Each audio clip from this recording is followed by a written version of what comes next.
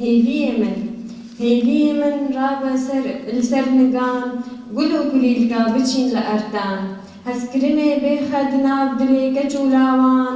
هێویێ من چیرۆکە لەسەر زمانی هونەرمەندان پێنۆسە دەستێ هەلبەستوانان ساز و زماناتە تەمبورڤانان دەلالێ من بارێ غەریببووناتە پر گرانە بارێ غەریببووناتە پر زۆرە بلا ئەس کۆر ببم هەگەر تە نەبینم و هەگەر هزرا تە نەکەم بلا ئەس دین ببم یادێ ئەس بووم چووکە بەهشتێ ڕاستە ئەس لە دونیایێ نەخۆش بوو لێ جەم خودایێ من ئەس گەلێکی کەیفخۆشم دفرم ji darekî diçim darekî babo ez ava zimzim vedixwim hêviyê min çûna te rûja me kir şeveke darî û şeva me kir hizr û birîn çima te jiyana me darî kir çima te dunya li me kir volkan pênûsa min hew dikare li ser te binivîsî çunku hezkirina te di dilê min de pir mezin e û dilê min nikare pesnê te bide tu gelekî ji pesînbûnê mezintirî birayê min ez ê gelek ji te xerîb bibim ez ê pir bêriya te bikim û hizra min jî tûyî lê ez xemgîn nabim çunku ez biyeqînim rojek ji rojan ez ê bêncem te delalê min bila bayê bihiştê bihna te ji min re bîne bila ewrên li ezmana rengê çavê te ji min re diyar bike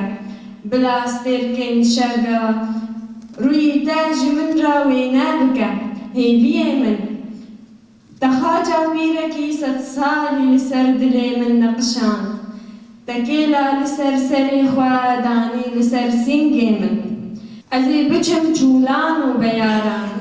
ez ê bigerim di nav derd û rûbaran dîn bibim li ser serê çiyayan li te digerim hêviyê min pirs kir ji dergehê hewşê ka hêviyê min dergeh jî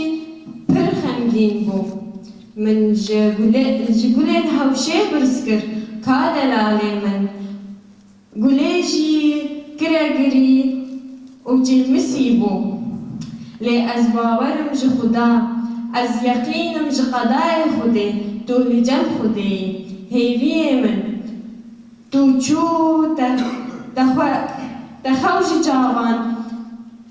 bixwere bir tu çû